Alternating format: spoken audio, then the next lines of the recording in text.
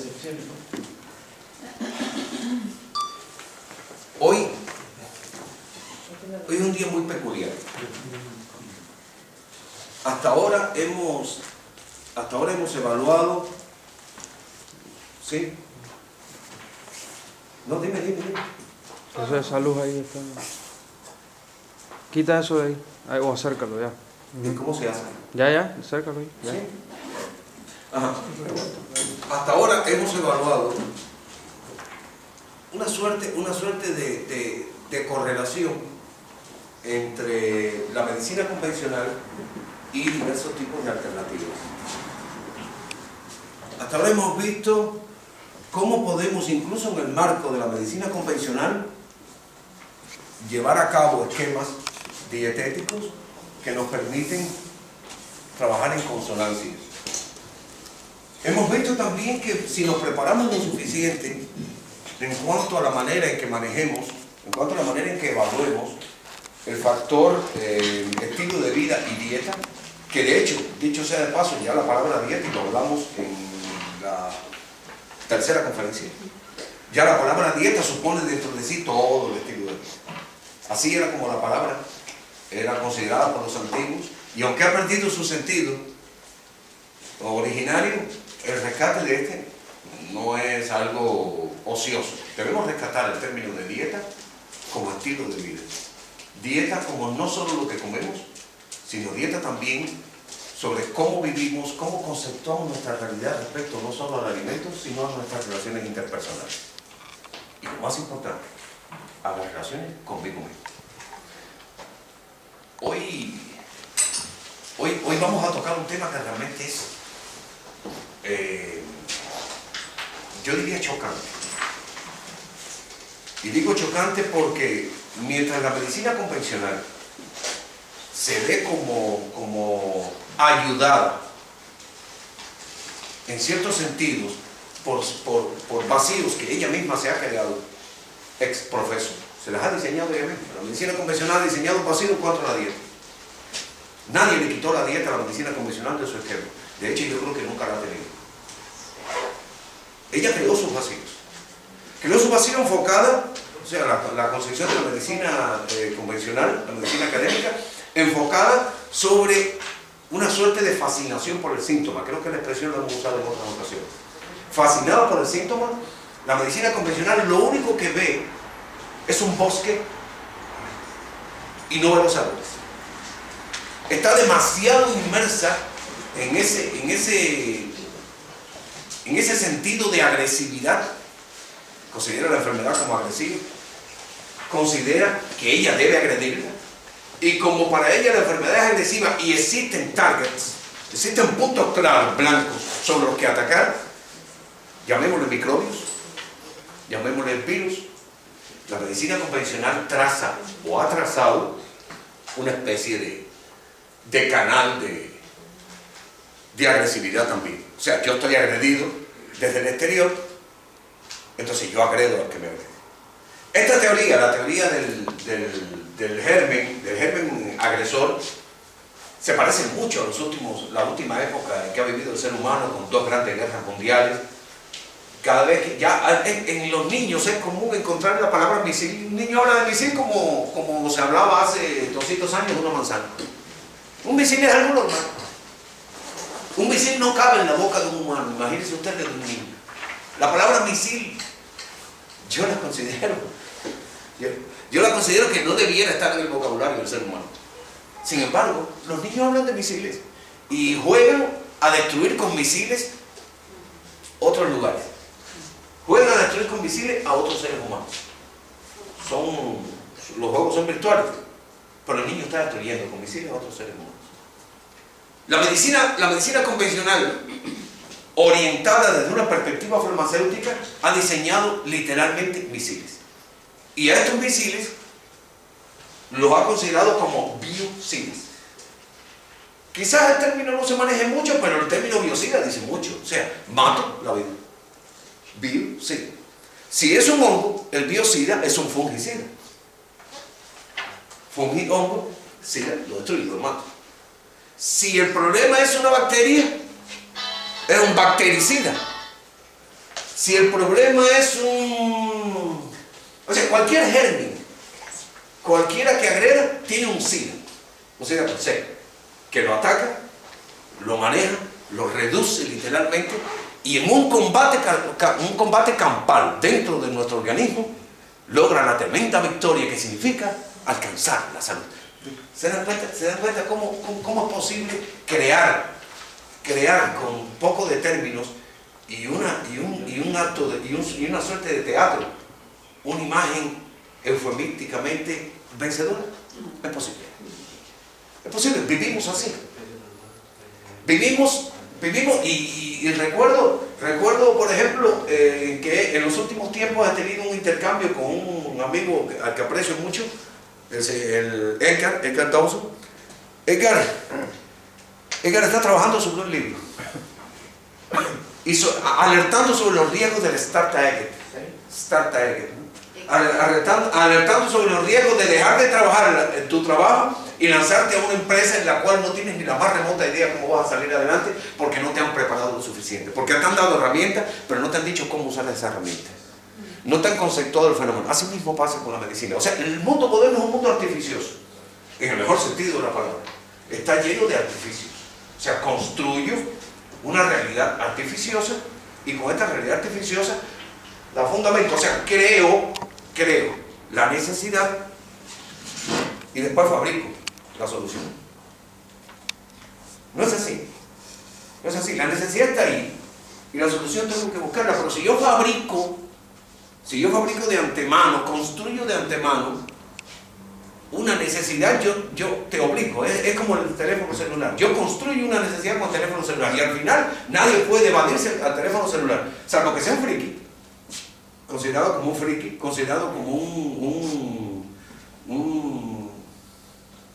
una persona inadaptada. O sea, al final el que no tiene teléfono celular es alguien sin sentido. El Milda no tiene computadora. ¿No se imaginan los trabajos que yo paso para hacer contacto con el Milda? Es horrible. No debía ser así. No debía ser de esa forma. Se supone que si el Milda no tiene computadora, se quedó atrás. Y se queda atrás, señor, porque te fabricaron el problema justamente en función de aquello que diseñaron. Bueno, así pasa con los conceptos de los medicamentos en la medicina moderna. De hecho, una de las historias más dramáticas de la medicina moderna es que el mismo día que se hace el lanzamiento del fenómeno SIDA, y digo lanzamiento porque se lanzó un fenómeno SIDA, se inventó un fenómeno SIDA y se lanzó un fenómeno SIDA. El día que se hizo el lanzamiento, el mismo día del fenómeno SIDA, el mismo que hizo el lanzamiento, el señor Gallo, lanzó también la solución. O sea, cogió un medicamento que había sido prohibido en la batalla contra los virus, que perdió contra el cáncer, ¿no? Y la teoría de los virus, el cáncer y todo esto, que perdió Nixon. Se dice que Nixon perdió dos grandes batallas, la de Vietnam y la de los virus. Miles y millones de dólares se dedicaron para crear laboratorios para investigar el origen del cáncer, que está allí fácilmente explicado, está claro. Pero no, es que había que buscar un culpable del cáncer fuera de nosotros y era la solución. Para eso dediqué millones. Nixon perdió la guerra. Todavía no se han puesto de acuerdo. Están tratando en el absurdo más dramático de la existencia del ser humano, de fabricar una vacuna contra el cáncer. No crean que estoy diciendo esto por simplemente hacer un comentario. Fabricar una vacuna contra el cáncer es una de las quimeras. Quimeras que a saber hasta dónde puede provocar daño y desequilibrio en el ser humano cuando se complete la idea o se lleve a cabo. Bien, Nixon pierde esa guerra contra el cáncer. Hay laboratorios para estudios de virus y incluso la mayoría de la gente no está todavía incluso ni de acuerdo con la existencia de los virus. Ustedes dirán, ¿cómo va este tipo a dudar de los virus?